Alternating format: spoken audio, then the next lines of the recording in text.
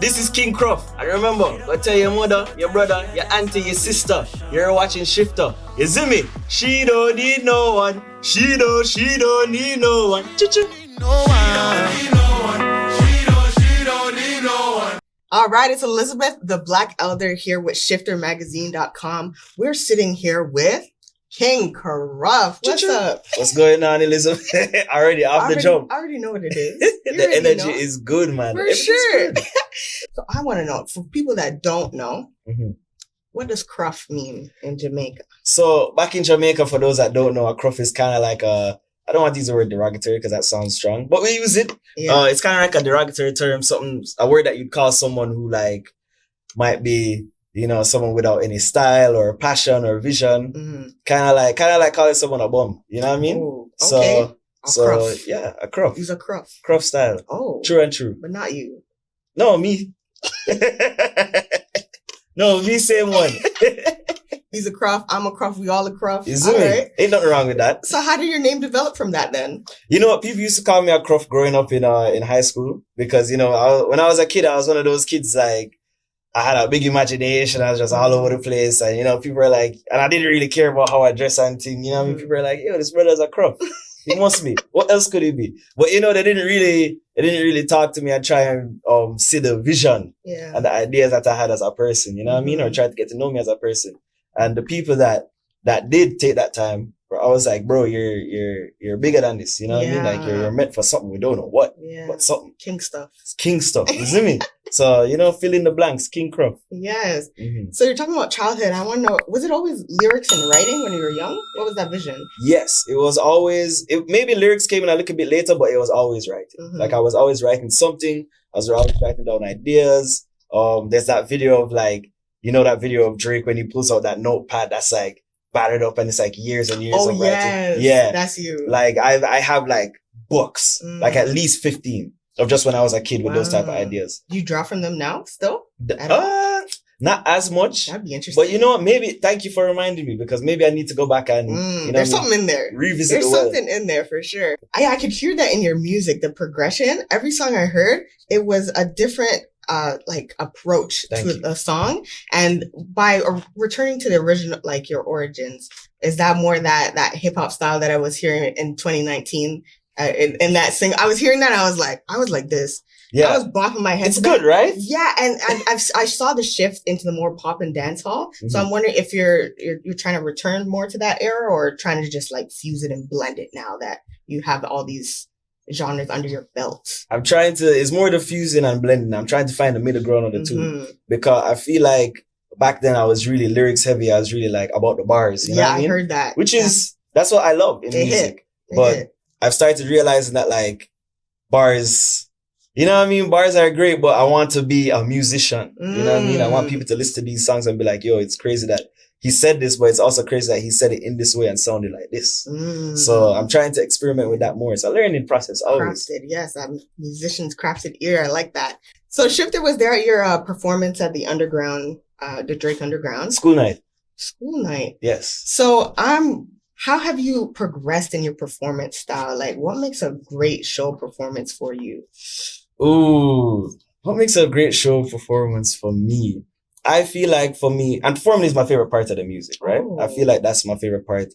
I feel like I've kind of figured out more of the show psychology. You know what I mean? Like the crowd work, like getting the crowd more and more engaged, which I feel like is the most important. I've been improving on my vocals as well because I want to make sure that I sound good. You know what I mean? I don't want to go up there and sound like no claffer or sound like there's no talent. I want people to connect with this. Why are you laughing? I'm dead serious. I believe you. I believe you. But no, over and above all, like I feel like the whole product has risen, and I experiment with my performances all the time. So when I get a 1-2 show, I'll always be like, yo, let me try this and see if it works. And as a creative, or like I do it like comedians do, you know what I mean? Like if you do it and it work, all right, that's in the set now. If you don't work, it never happened. It's true. And it won't happen again. It's just, adjusting, progressing, making changes here and there, seeing what works. Yes. That's what it takes to be an artist. I Absolutely. get that. This runs in your blood though. This is in your veins. Of course. Yes, you're a Marley descendant. Impactful generation of artists come from your lineage. So I'm curious about your path into music, that influence in your your music journey, and kind of how that maybe like pressure or how it's been a pressure or a blessing to you coming from that lineage. You know what's crazy is that the word pressure comes up a lot when it comes to this, and I don't really feel pressure in that regards. You know what I mean? I feel like when it comes to the lineage, which is such a powerful lineage, and it's like more than people know, like it's a very spiritual lineage. Yes. You know what I mean? It's been a blessing to be a part of it. You know what I mean? And to grow up in it and grow up around so many talented minds, to grow up under such a positive influence, even just in my mom, you know what I mean? It's been a super blessing. But when it comes to the pressure, I don't really feel the pressure in the case of like, oh, I have to live up or I have to be exactly like this or exactly like that. I don't think, I think the blessing in it is that I have this opportunity to kind of feel the mold out and challenge it, you know what I mean? See how far these borders and boundaries can go. Take it farther. Take it further. Yeah. That's kind of like, I just want to contribute, you know what I mean? I just want to contribute to the legacy. You're building on my own. Yeah, whatever you do, it's just building, and whoever comes after you has that to carry with them. It's a big blessing. Big blessing, man. So you were born up in London, Ontario. You in London? What is going on? Can I take a sip of water? Of course. Thank you. So, speaking of this vault. Yes. What's in the vault? What's in the vault, man? The question that everybody wants answers to, eh? Yes. I don't know. I don't know how much I can talk. I'm hoping that the next song will come out sooner than later, because that one, if it's the song that we've been talking about, is a banger, and it dips deeper into the culture. Probably more than I ever have in my whole career. Yeah. And it's got someone on that song that, man, is a blessing to work with. So that's what I'll say for now. You know? Is it a Jamaican feature? It is. It is. Okay. I'm looking forward to this. Yeah. I got names in my head, but we're going to keep that a secret, because when it comes out, we know Shifter's going to be taking a look at that. Please do. Bringing that to the people. I'm half Jamaican. Yes. Is the other half Bayesian? Yes. Okay, word. Word, yeah. Yeah. But I've never been to Jamaica. Oh. And I'm sure a lot of people watching haven't been to Jamaica. So if we're about to hop on a flight, we're going there, what do we got to do first? All right. I'll give you the full tour guide. You see me? The itinerary. So, if you're looking for the tourist experience, yeah, everybody goes to Mobay. I get it. But you know what? Negril, amazing. But if you want like the real Jamaican experience, in my opinion, you should go to Portland. Portland is probably it's the most beautiful part of Jamaica, in my opinion.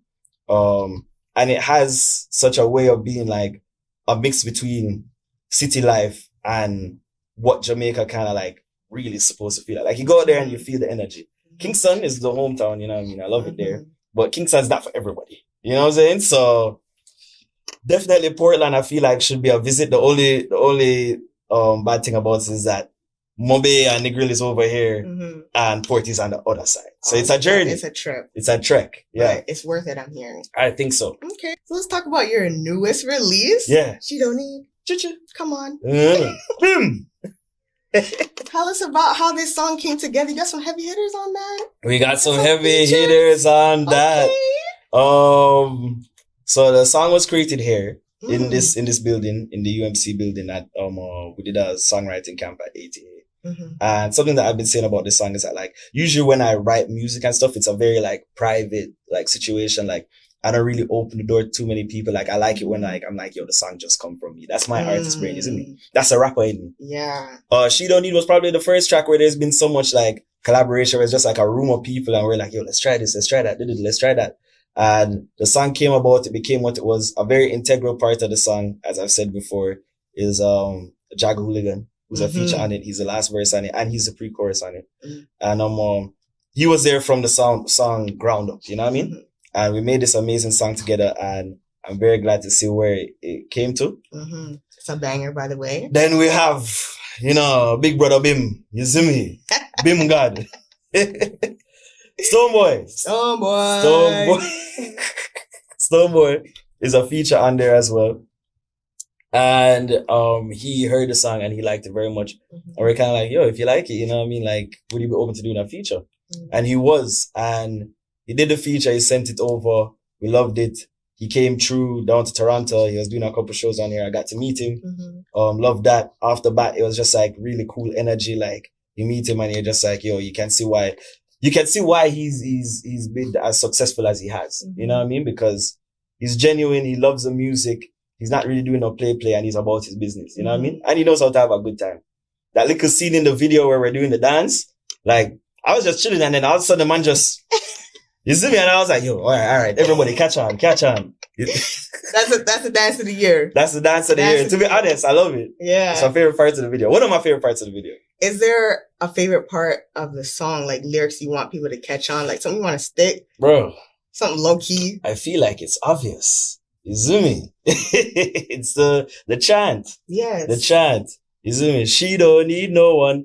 That's the part of the song that I feel like glues the song together. Yeah, for sure. And even the other day, Caruza, shout out Caruza. I was at one of their events. Shout out Caruza. Shout out Caruza, man. Shout out Keegan. You see me? Everybody. I was at their events and they ran it for me. You see me? Like just off the bat. And I could see people who did not know the song just singing that part. Yeah. And that's one of... It is so catchy. Thank you. For sure. Thank you, Elizabeth. I love it. I was on the train listening to it. I was like, come on. I was head bopping. I went through your song like one by one. Each song, no lyrics yet. My head's just, I was in the stank face. I had to like manage my face on the train because I was like, this is crazy. You know? The stank face is a real, that's real love for me, you know? It's a litmus test, you know what I mean? That's how you pronounce it, right? Yeah, I think. Yeah, I think so. You got it. Yeah, we know. We know. So speaking of like Caruza and these organizations that you're connected with, are there others that that have embraced your music that you felt a part of? We have to big up the family every time. We have to big up Tuff Gong Collective. And we have to big up Universal Music Canada. Okay, always. It wouldn't be possible, you know what I mean? Always. So do you have any shows that we can look forward to seeing you at coming up? Any shows? Right now, at the moment, I don't think there's anything that I can talk about. But hopefully it will come up soon and you guys will see it. On the hush hush. But you guys are always invited to our show. Oh, we'd love to be there. Yeah. Oh, for sure. You're going to see me out there. I'm going to headbang. I have to hear you singing though. Of course. Yeah. You know what? You got me. I'm going to memorize all the lyrics. I'm going to be at the front. I'll be hyping you up. Trust me, I got you. Elizabeth, you have great energy. Oh, man. thank you. Yeah, You're so sweet. Of course. So to wrap this up. Yes. I want to know, say you were going to look at this interview in the future. I want you to speak something into existence right now about where you're headed, your impact. Say something with your chest right now. For myself? For yourself. For myself. That's a deep one, man. You see me? For myself. I feel like for myself, what I'll say is that I hope that, you know what I mean, we do what we always wanted the mission to be. We change the culture. We challenge the norms. We always come with something different. We never follow trends just because people say, yo, this is what you need to be on. And yeah, I just hope so we stay true and we find a way to be successful and happy and provide for my friends and my family and see the world through this crazy little thing that we call music. You know what I mean? So that's what I hope the future Solomon. Yeah. I love that. That's deep, profound. It's on the way. It's happening. You just spoke into existence. So it's done. Thank you. So we're going to keep looking forward to seeing you drop music and seeing your visuals, seeing who you work with. I'm excited. Jamaican to Jamaican. Come on. But, family thing. Of course. For life. But thank you so much for sharing. I really loved hearing your perspective and how articulate you are. Thank you. And I really enjoyed interviewing you today. I enjoyed being interviewed by you and Shifter Magazine. Come on now. You see it? All right. We're here with the incredible King Cruff. You heard that new release, SHEDOENEED. You got to add it to your playlist. You know, the one that gets your head bopping and your hips shaking. Add it to that playlist immediately. All right? All right. Much love.